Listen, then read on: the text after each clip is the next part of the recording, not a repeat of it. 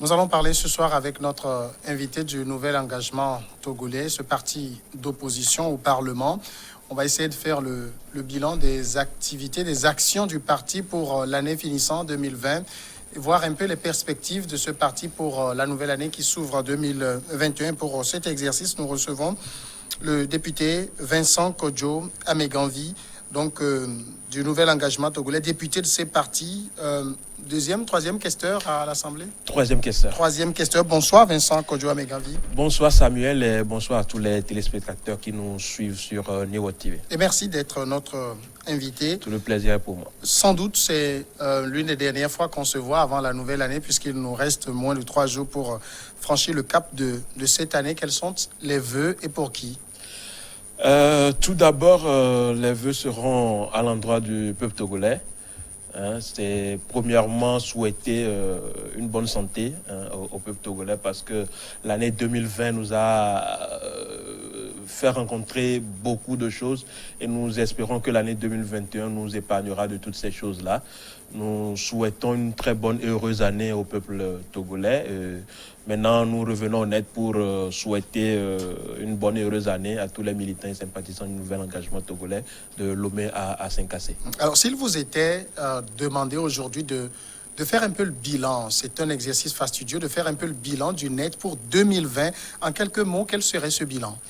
Alors, en 2020, le net a été plus sur le social que sur le politique parce que avec la crise sanitaire pour la Covid-19, ça nous a montré, ça a révélé l'aspect même social du net. Donc, on a été plus sur le social, on a été plus aux côtés de nos populations sur le plan social en les aidant pour un temps soit peu à survenir aux difficultés qu'ils ont rencontré pendant la période de Covid-19, où les gens n'arrivaient même pas à joindre les deux bouts. On a essayé, un temps soit peu, d'abord à faire la sensibilisation, à parler aux gens, à sensibiliser sur la maladie, à coronavirus. Ensuite, à apporter un peu d'aide aux gens pour pouvoir leur permettre c'est quelque chose qui nous est tombé dessus comme ça. Oui. Donc au début, on a essayé d'apporter un petit peu d'aide aux populations pour pouvoir remonter la pente et effectivement traverser cette crise sanitaire. Donc le net a été plus présent sur le plan social que sur le plan politique. Et vraiment sur le plan politique, il n'y a pas eu grand-chose en cette année 2020 par les élections présidentielles que nous avons eu à faire. Le net n'a pas participé aux élections présidentielles, donc ce qui fait que le net sur le plan politique, on a été acteur, mais acteur un peu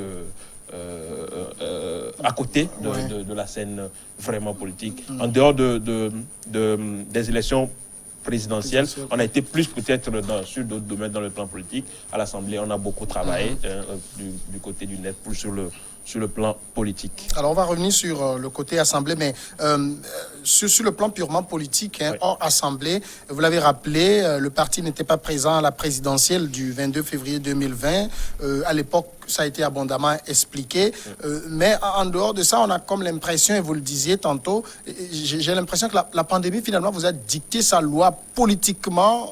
Il n'y a pas eu d'action. Bien sûr, la pandémie nous a dicté sa loi parce qu'aujourd'hui, il est interdit de regrouper les gens. Alors qu'en politique, surtout chez nous, les partis politiques d'opposition, pour porter l'information, vous êtes obligé de rassembler les gens. C'est par les meetings, c'est par les réunions politiques. C'est sur le terrain que, surtout nous, honnêtes, on va plus sur le terrain pour nos actions. Alors, s'il est interdit, si la Covid nous interdit de nous regrouper, alors c'est difficile pour nous de faire des actions dans ce sens. Donc, ce qui fait qu'aujourd'hui, on a plus été dans on a une léthargie, on a plus travaillé à distance, on était vraiment en contact avec tout le monde, avec toutes nos fédérations. On a plus travaillé sur nos plateformes, que ce soit sur les réseaux sociaux, WhatsApp, Facebook et tout ça. On a plus travaillé sur le numérique que sur le physique. Donc, ce qui a fait qu'on a gardé le contact, mais la Covid vraiment nous a dicté ces lois et on n'a pas vraiment été sur le terrain parce que les actions politiques de notre parti politique, c'est vraiment être sur le terrain, être en contact de nos populations, ce que la Covid n'a pas permis. Oui, justement, vous étiez sorti de 2018 avec des élections législatives, 3 députés. 2019, il y a eu les municipales où il y a eu plusieurs élus. Oui. Et puis 2020, il n'y a pas eu cette présidentielle. Oui. Est-ce que cette pandémie ne vous a pas un peu privé de cette vivacité politique, de maintenir cette flamme auprès de vos militants? C'est vrai, vous le dites, vous avez communié avec les militants sur les réseaux sociaux, mais ce n'est pas la même chose. C'est pas la même chose. C'est vrai, on ne peut pas se voiler la face. La pandémie nous a vraiment ralenti notre ascension que nous avons pu. Nous avons commencé avec les élections législatives 2018, on a eu 3 députés. Aux élections municipales, on a eu jusqu'à 33 conseillers. Là, c'est vrai qu'on n'a pas participé aux élections présidentielles, mais on devait garder l'élan là de mobilisation avec nos populations. Mais malheureusement, encore une fois, la Covid a dicté sa loi et puis on n'a pas pu le faire. Mais ça n'empêche pas que nous soyons, comme je l'ai dit, en contact avec nos fédérations, et ça n'empêche pas de faire des activités sporadiques de temps en temps et aller vers les populations pour certaines activités spontanées, ponctuelles que nous avons pu réaliser. Et sur l'impact de la pandémie sur le parti, vous l'avez dit, vous étiez vraiment sur le côté social. Si on vous décernait aujourd'hui la palme du parti qui a le plus fait du social, vous l'accepteriez volontiers? C'est mérité, c'est mérité, je pense. Je pense que c'est mérité. C'est vrai que on a été vraiment, tout le monde l'a reconnu, tous les acteurs que ce soit dans le domaine politique ou dans le domaine social, l'ont reconnu que le NET a été l'un des partis le plus présent, qui a été le plus présent sur la scène dans l'action sociale par la crise, à travers la crise sanitaire que nous avons eue. Si on nous décernait une palme, on en serait ravis. Mais on n'a pas fait ça pour cela. On a fait ça vraiment parce que nous avons à cœur, nous avons le souci du bien-être de nos populations. Et c'est pour cela que nous l'avons fait. Alors aujourd'hui, on peut dire quand même que vous aborderez 2020 avec de nouvelles perspectives, sous de nouvelles auspices.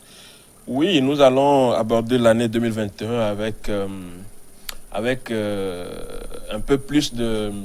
On a essayé de prendre un peu conscience, de tirer des leçons de 2020 et on va essayer d'aborder 2021 avec plus d'ouverture, avec plus de sagesse. D'autant plus qu'il y a des défis qui nous attendent en 2021 que nous allons relever. Et nous n'oublions pas que nous devons aussi préparer les séances qui arrivent. Donc, on ne va pas dormir sur nos lauriers et attendre que la pandémie disparaisse avant d'aller véritablement, de poursuivre véritablement nos actions. Donc, on a commencé par réfléchir dans ce sens, à voir ce que nous allons réellement faire en 2021. On va revenir plus amplement sur ça tout à l'heure. La présence du nouvel engagement politique au Parlement. Il se dit que vous êtes aujourd'hui l'opposition du Parlement. Vous assumez? Nous assumons complètement. Nous l'assumons. Nous ne nous voilons pas la face aujourd'hui. Il y a une opposition au Parlement, mais c'est vrai qu'on se démarque vraiment par nos discours, à travers nos actions que nous menons à l'Assemblée, nos débats contradictoires, tout ça. Ça ne veut pas dire que les autres ne font pas la même chose. Les autres aussi essayent mais c'est vrai que le NET aujourd'hui fait bien d'être à chaque fois en train de titiller un peu le pouvoir par rapport aux tests qui arrivent, par rapport à tout ce qui tourne autour du test, les débats contradictoires et tout ça là. On essaye. C'est vrai que nous sommes que 3 députés du NET, avec le PDP, ça fait 4 députés pour notre groupe parlementaire. C'est pas suffisant pour changer grand-chose en plénière lors des votes, mais c'est suffisant pour qu'en commission, nous puissions débattre, nous puissions évoquer nos idées, pour faire changer les choses. Et nous le faisons si bien, nous l'assumons. Est-ce que vous n'avez pas l'impression d'être au sein de cet hémicycle ultra dominé par le parti au pouvoir, même un peu ceux qui se disent indépendants, on connaît aussi la coloration. Est-ce que vous n'êtes pas un peu les dindons dans une meute de bœufs qui essayent de se prendre pour des bœufs? Je ne dirais pas ça comme ça. Notre assemblée, cette législature est une assemblée qui vraiment, on essaie de faire, de discuter, de dialoguer vraiment. des fois, quand les tests arrivent, mais vous êtes un peu obligé aussi, parce qu'on n'a pas beaucoup de voix. Oui, on est un peu obligé. Ouais. Et il faut aussi que les gens d'en face aussi aient les oreilles attentives pour nous écouter. S'ils refusent de nous écouter, ben, on peut tout dire et ça ne servirait à rien. Ouais. Et là, je suis obligé de reconnaître que souvent, ils ont des oreilles attentives, ils nous écoutent. Et si nos propositions arrivent à être acceptées, c'est parce que la majorité aussi écoute ce que nous proposons et véritablement trouve que ce que nous proposons n'est pas forcément mauvais en soi. Donc ce qui fait dire que aujourd'hui, c'est vrai, on a une opposition qui essaye, mais en face aussi, on a une majorité qui écoute et qui sait faire la part des choses quand l'intérêt général est en jeu. Vous n'avez pas l'impression au Parlement d'être un peu dans un rôle d'accompagnateur? Moi, je me rappelle cette pique que vous avez lancée, le président du groupe parlementaire uni, qui disait qu'on vous invite à venir boire du lait, vous voulez compter les vaches. Ça, c'est vieux, ça. Bon, c'est vrai que, oui, si on vient compter les vaches, ça veut dire que nous ne sommes pas là que pour boire du lait. Nous savons faire des propositions. Nous savons les titiller. C'est parce que ça les a dérangés qu'ils l'ont dit. C'est parce qu'on a essayé de les titiller et ça a fait un peu mal. C'est pour ça que des propos comme ça sont... Ben c'est ça, je pense que ça c'est du passé. Et aujourd'hui, on a fait table rase de toutes ces choses-là et on est parti sur de nouvelles bases. Ça change quelque chose quand même, les propositions que vous faites. Vous avez l'impression de compter? Oui, oui. Moi, nous comptons vraiment. Nous comptons vraiment. Sinon, les tests qui arrivent passeront comme une lettre à la poste. Et si vous voyez c'est pas le cas aujourd'hui. Non, c'est pas le cas. Avec le nombre qu'ils ont, ça passerait de toutes les façons. Ça passerait de toutes les façons, mais c'est pas le cas. Un test qui vient, quand vous voyez le test qui vient adopté par le gouvernement et qui passe en commission jusqu'à la plénière, le test qui est voté, c'est pas la même chose, c'est jamais la même chose. Il y a toujours des modifications, il y a des articles qui sont modifiés, des articles qui sont créés. Il y a beaucoup de choses qui tournent. Le vrai travail se fait en commission. Et les travaux en commission ne sont pas publics.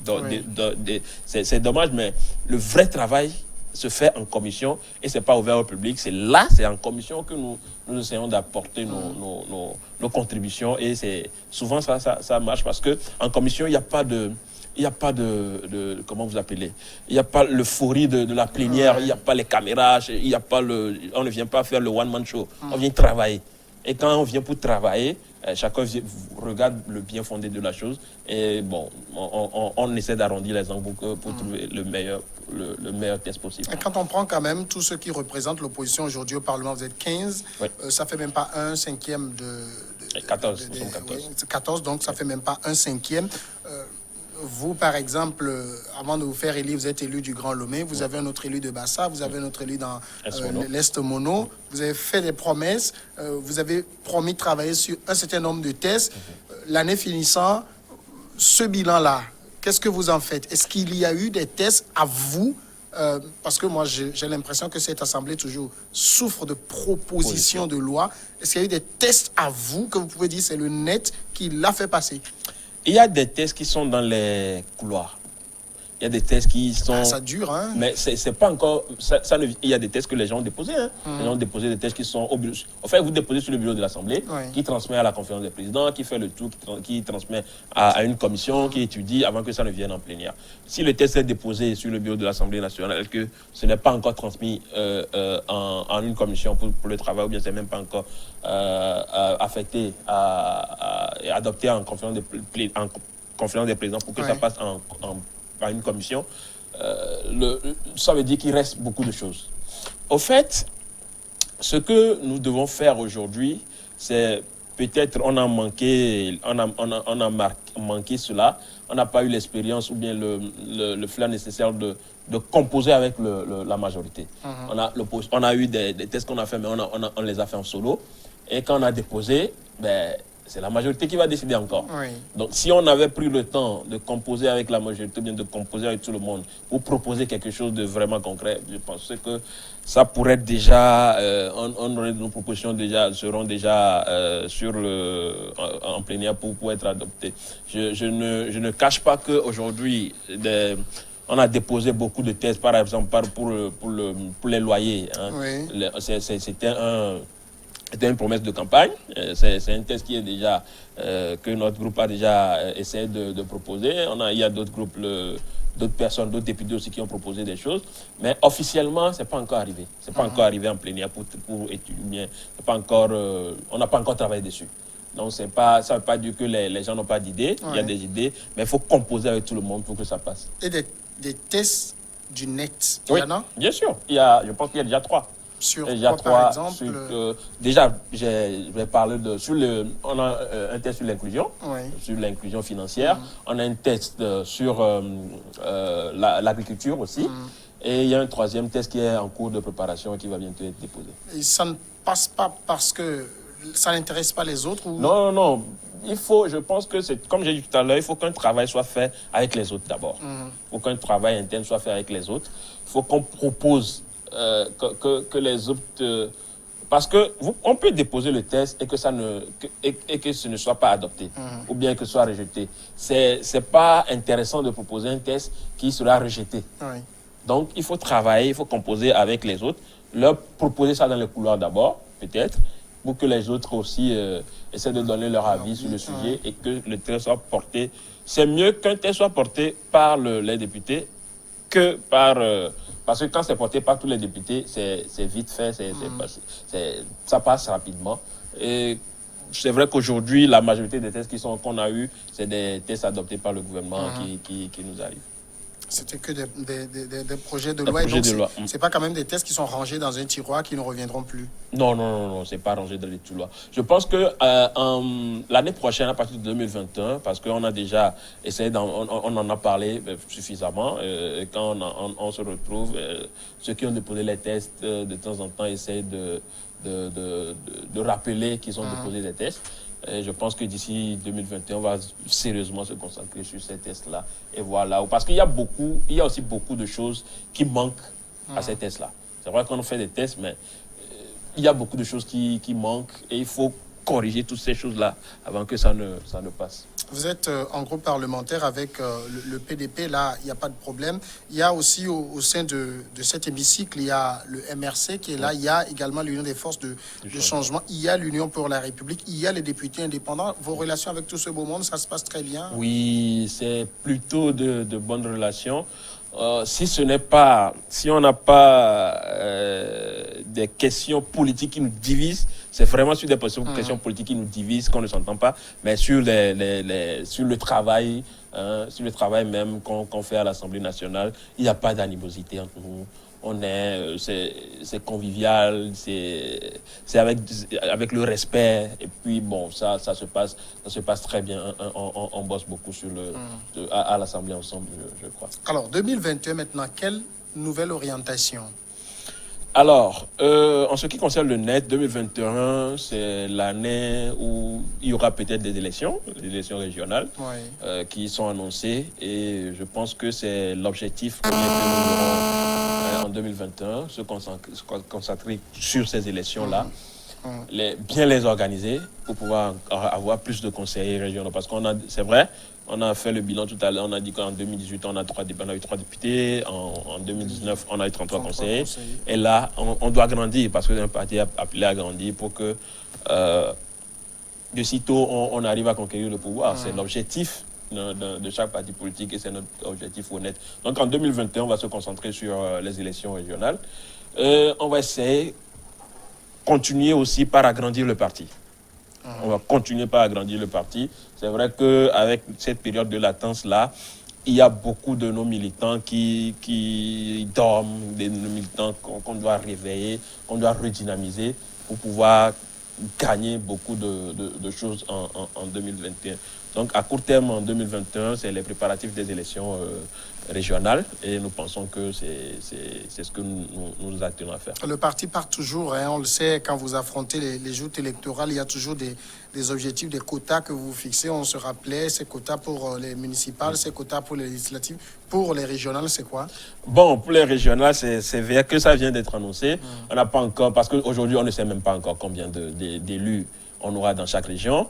On ne sait pas encore. Je pense que ça part de 21, 31, c'est vrai que ça part de 21. Comment ça va se faire? Est-ce que les élections se feront par préfecture ou bien par région? Parce qu'il y a une chose aussi. Si on dit des élections régionales, on fait des listes régionales. Vous pouvez avoir, prenons l'exemple d'une région la plus petite, c'est la région centrale par exemple, et vous avez tous les conseillers qui viennent de Sokoré par exemple. Alors qu'il y a Sokodé, il y a Tchamba, il y a... Comment ça va se faire pour que chaque préfecture soit représentée?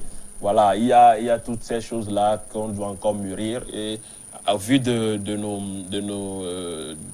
nos efforts, de nos compétences internes, on aura à définir les orientations et très vite, on aura nos objectifs à atteindre. Mais l'objectif, c'est de gagner beaucoup, le maximum de conseillers possible, conseillers régionaux possibles. Alors, on va parler aussi du regard du nouvel engagement togolais, puisque nous sommes dans une logique de bilan ici sur le débat politique national, la politique nationale elle-même. Aujourd'hui, au sorti de la présidentielle de février dernier, on a l'impression d'une opposition plus divisée que jamais. Vous partagez cette lecture-là? Oui, on a eu, en dehors des attaques par médias interposés, on a vu les attaques sur les réseaux sociaux, on a vu des attaques directes même sur les médias. C'est vrai que l'opposition est vraiment divisée. L'opposition est vraiment sortie plus perdant que tout. Parce que aujourd'hui, c'est vrai qu'il y a encore... il y a un reliquat des élections, il y a des contestations encore qui se font. Il y a aujourd'hui la DMK qui conteste encore toujours ces élections, malgré que la Cour constitutionnelle a déjà classé l'affaire et que les élections sont passées dans les archives. Il y a ce fond-là, ce fond qui n'est pas encore vidé. Il y a encore des gens qui sont sous mandat, qui sont sous contrôle judiciaire dans cette affaire-là. Et ça ne permet pas une bonne ambiance politique dans notre cadre politique. Donc, il faut plaider peut-être pour aplanir les angles, pour pouvoir faire balater, pour permettre que notre pays donne une bonne image en matière politique. Je pense que c'est ça. Sinon, là, vous vous adressez à qui? À l'opposition, en l'occurrence? Les deux, que ce soit l'opposition, que ce soit au parti au pouvoir, mais il faut vraiment arrondir que chacun mette de l'eau dans son vin. Parce qu'après tout, nous sommes fils et filles d'un même pays. Ben, nous allons partir, mais nos enfants vont continuer le travail que nous avons commencé. Alors, il faut vraiment qu'il n'y ait pas... La politique, il ne s'agit pas d'être ennemi, c'est des débats d'idées. C'est un débat d'idées, c'est oui, tu ne fais pas bien, je propose autre chose. Et c'est les populations qui décident après, celui qui fait la meilleure proposition pour pouvoir diriger le pays. Mais après, c'est vrai que dans l'arène politique, on s'attaque, on se met les bâtons dans les roues. Mais après, nous sommes tous fils et filles dans le même pays. Il faut aller au-delà de ça pour pouvoir construire ce pays. Ce pays a besoin vraiment d'être construit et c'est pas ses fils que ça doit être construit. Il y en a beaucoup qui ont des reproches pour le nouvel engagement togolais, notamment dans le feuilleton Adjamagbo et Djossou, où on n'a pas senti une solidarité de votre part. Vous avez, en tout cas, on a vu une publication de votre président qui disait que ce dont ils ont besoin, si je résume, c'est de bons avocats pour les défendre et tout. On n'a pas senti cette solidarité où vous appelez à arrêter ces poursuites contre eux. C'est quoi vous? Si, on a été... on a plus joué dans la diplomatie de couloir. Vous avez au même moment... Sérieusement ou vous avez un discours politique là? Non, c'est pas un discours politique. Le discours politique serait de sortir un communiqué et de dire de libérer Mme Adjamagbo. Et ce discours-là, beaucoup l'ont tenu. Et quel reproche on a fait à ces gens-là? Que c'est des discours hypocrites. Donc, ce sera la même chose si le net sort un communiqué pour dire... Donc, on a plus préféré jouer dans la diplomatie de couloir. Qu'est-ce qu'on n'a pas fait? Qui on n'a pas vu? On a dit, OK, pour pouvoir apaiser la situation, essayer de libérer la dame. Je ne vais pas ici dévoiler tout ce qu'on a eu à faire, mais les gens avec qui on a discuté directement, mais ça a été fait.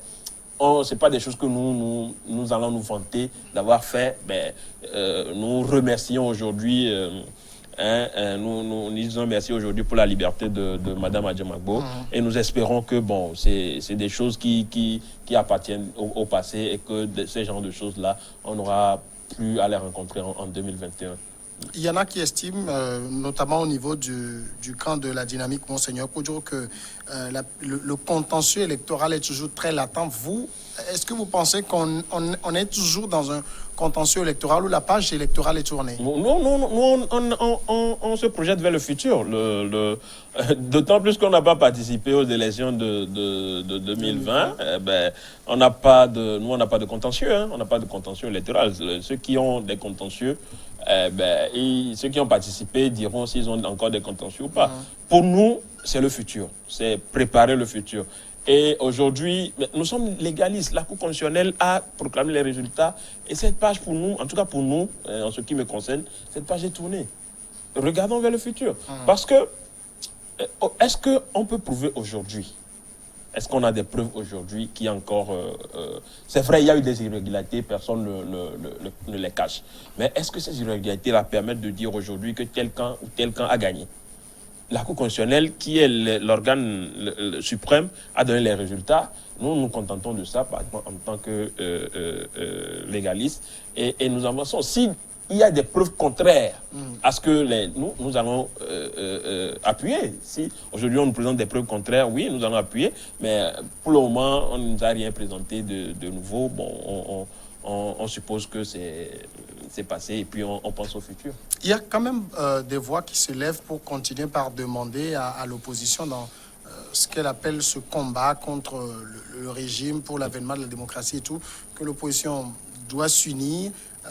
J'ai l'impression que pour vous, ce discours, il est révolu. Depuis, nous avons cessé de faire ce discours depuis, je pense, 2015, hein? 2015, nous avons essayé 2015-2016, je crois, nous avons arrêté de parler d'union de l'opposition. C'est impossible ou quoi? Pas que c'est impossible, mais dans notre contexte aujourd'hui, c'est parce qu'il... En tout cas, on a déjà essayé. On a déjà essayé l'union de l'opposition, mais ça n'a jamais marché. Ça n'a jamais marché parce que les égos internes sont tellement grandioses qu'on n'arrive pas à s'entendre. Vous mettez telle personne au devant, mais telle autre dit que pourquoi c'est telle personne et pas... Et c'est de bonne guerre parce que chacun est appelé chaque parti politique est appelé à gouverner, chaque acteur a créé son parti politique pour pouvoir accéder au pouvoir. Et pourquoi vous mettez telle personne et pas telle autre personne? Donc, le mieux, c'est que le climat politique soit vraiment... comment dire, soit vraiment accessible et que chacun puisse tirer son épingle du jeu. C'est ça le truc. Si chacun travaille aujourd'hui, si l'opposition, chaque parti d'opposition travaille à engager plus de voix, mais on provoque les élections à deux tours. Et quand on provoque les élections à deux tours, l'union de l'opposition est inévitable. Donc moi, je pense que c'est ce qu'il faut faire. C'est plutôt, aujourd'hui, on a déjà les élections à deux tours. Malgré les élections à deux tours, on nous a gagné un coup KO. Donc, il faut que chacun, même, ce qui veut dire que même si on était allé à ces élections avec une union de l'opposition, mais le coup KO, c'est que vous n'avez pas 50%.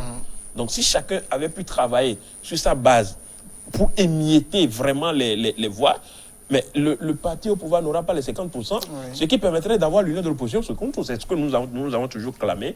Et on ne nous a pas écoutés. Bon, on verra ce que ça va donner. Sinon, le discours qui pour l'union de l'opposition, bon, sur des objectifs précis, on peut dire que oui, on s'entend pour faire telle chose, mais faire encore un regroupement pour tout ça là, c'est dépassé pour le net depuis. D'accord, c'est compris. Vincent Kodjo, à Méganville, nous sommes à la fin de cet entretien. Merci, bonne année 2021. Bonne heureuse année à Samuel et à tous ceux qui travaillent ici à New York. Merci beaucoup. Vous êtes député du Nouvel Engagement Togolais au Parlement. Voilà, on va marquer maintenant la pause. Elle va durer 10 minutes, le journal et puis regard croisé après.